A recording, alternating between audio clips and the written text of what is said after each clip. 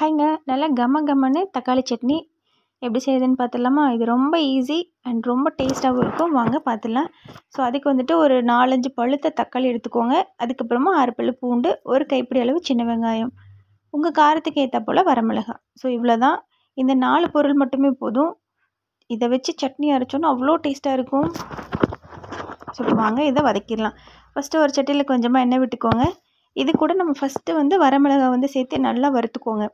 So அது வறுக்கும் போது அந்த ஃப்ளேவர் வந்து சூப்பராக இருக்கும். எண்ணெயில் வந்து அந்த மிளகாய் வறுக்கிற ஸ்மெல் ரொம்ப சூப்பராக இருக்கும். இது கூடவே எடுத்து வச்சுருக்க பூண்டு. ஸோ இது ஒரு 2 நிமிஷம் வதக்கிட்டு அதுக்கப்புறமா நம்ம எடுத்து வச்சுருக்க வெங்காயம் சேர்த்திடலாம். ஸோ வெங்காயம் வந்து நல்லா வதங்கணும். அதுக்கப்புறமா தான் தக்காளி சேர்க்கணும். ஸோ வெங்காயம் நல்லா வதங்கி வரட்டும். பாருங்கள், அந்த கண்ணாடி பதம்னு சொல்லுவாங்க இல்லையா, அந்த அளவுக்கு வந்துடுச்சு. இப்போ நம்ம தக்காளி சேர்த்திக்கலாம். தக்காளி வந்து பழமாக இருந்தால் தான் உங்களுக்கு சட்னி வந்து நல்லா ஒரு மாதிரி ரெட் கலராக கிடைக்கும். இல்லை அப்படின்னா கலர் நல்லா இருக்காது. ஸோ அதனால் எடுக்கும்போது நல்லா ரெட் கலராக இருக்க தக்காளி பழமாக சேர்த்திக்கோங்க. ஸோ இது வதங்கிறதுக்கு கல்லுப்பு சேர்த்திக்கோங்க. அப்போ தான் சீக்கிரமும் வதங்கும், டேஸ்ட்டும் சூப்பராக இருக்கும். சேர்த்துட்டு ஒரு 5 நிமிஷம் மூடி போட்டுருங்க. ஸோ அந்த மூடி போட்டதுலேயே நல்லா வந்து தக்காளி வெங்காயம்லாம் நல்லா மசிஞ்சு வந்துடும். அதுக்கப்புறமா நம்ம ஆற வச்சுட்டு அரைச்சி எடுத்துகிட்டு வந்துடலாம்.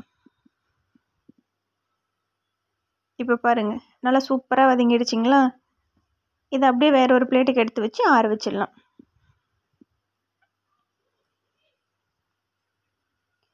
ஸோ இப்போ அரைச்சி எடுத்துகிட்டு வந்து அந்த வதக்கின சட்டிலே உங்களுக்கு தேவையான அளவு உப்பு, காரம்லாம் கரெக்டாக இருக்கான்னு செக் பண்ணிவிட்டு நல்லா கொதிக்க விடுங்க.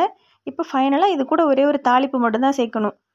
ஸோ கொஞ்சமாக எண்ணெய், கடுகு, உளுத்தம்பருப்பு, கடலைப்பருப்பு, கருவேப்பிலை சேர்த்திட்டு அப்படியே அந்த சட்னி மிக்ஸில் போட்டு எடுத்துட்டிங்கன்னா சூப்பரான தக்காளி சட்னி ரெடி. இது இட்லி கூட வச்சு சாப்பிட்டிங்கன்னா அவ்வளோ சூப்பராக இருக்கும். கண்டிப்பாக ட்ரை பண்ணி பாருங்கள். தேங்க்யூ.